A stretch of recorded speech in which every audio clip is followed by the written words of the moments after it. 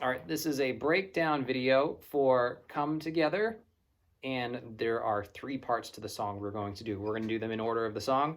There is the intro, which is actually a bass guitar part, but we're going to play it on guitar. It sounds like this.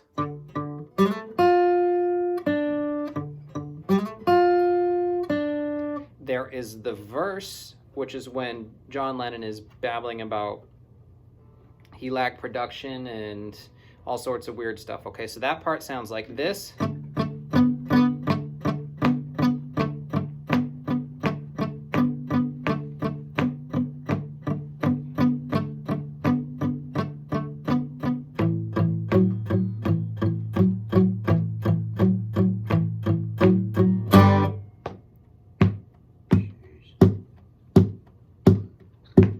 Okay, now the drumming on the guitar, that's when the drummer is actually doing something, so I was just keeping the rhythm.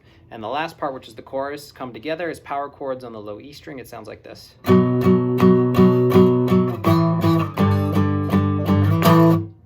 Okay, so let's break those down one at a time. The intro, you hit the open D string twice, and then you got your middle finger on the 7th fret D string, then the index finger hops over to the 6th fret on the B string, and then your middle finger comes back into the 7th fret on the G. So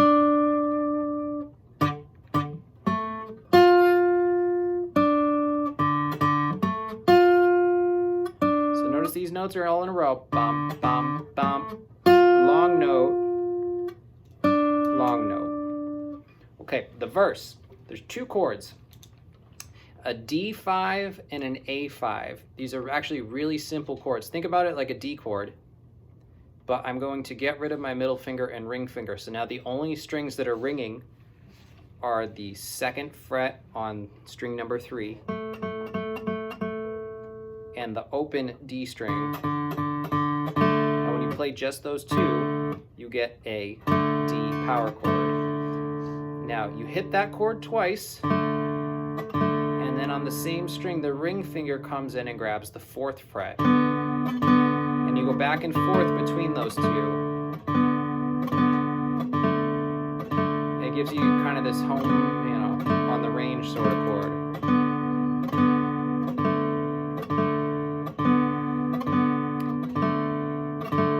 Okay, now to get it to sound like this, actually I'll get back to that. Okay, the next chord that pops up in the song is the A5 and A6. It's the same exact concept, except I'm going to go, now I'm on the 2nd fret on the D string and the open A string, and you do the same thing. Ring finger goes to the 4th fret, back to the 2nd. So you're just going back and forth between those 2.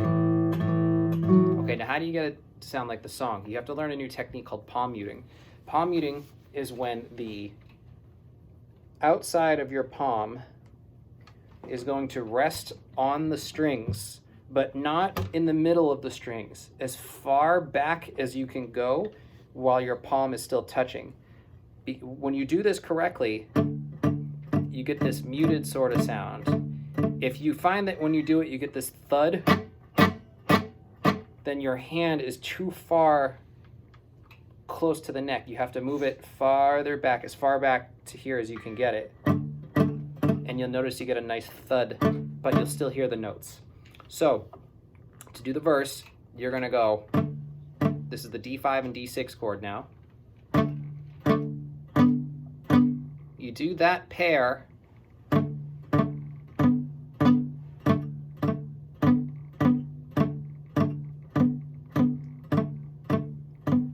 that was 4 times back and forth. You do it another 4, so it's a total of 8 times of this. 8 times of that.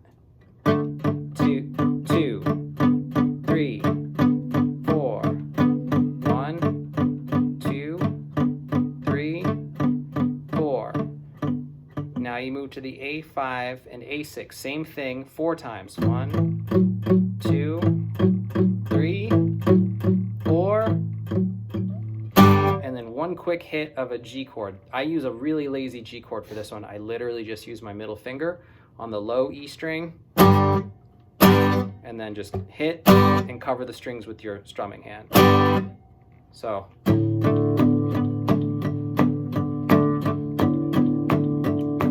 5,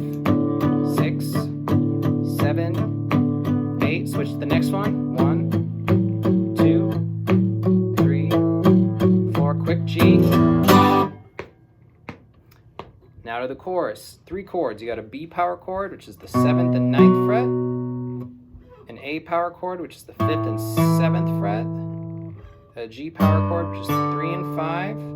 And back to 5 and 7. So you palm mute these as well. You hit the B 6 times. 1, 2, 3, 4, 5, 6. 2 on the A. 4 on the G. And then 1 muted on the A. Sounds like this. 3, 4.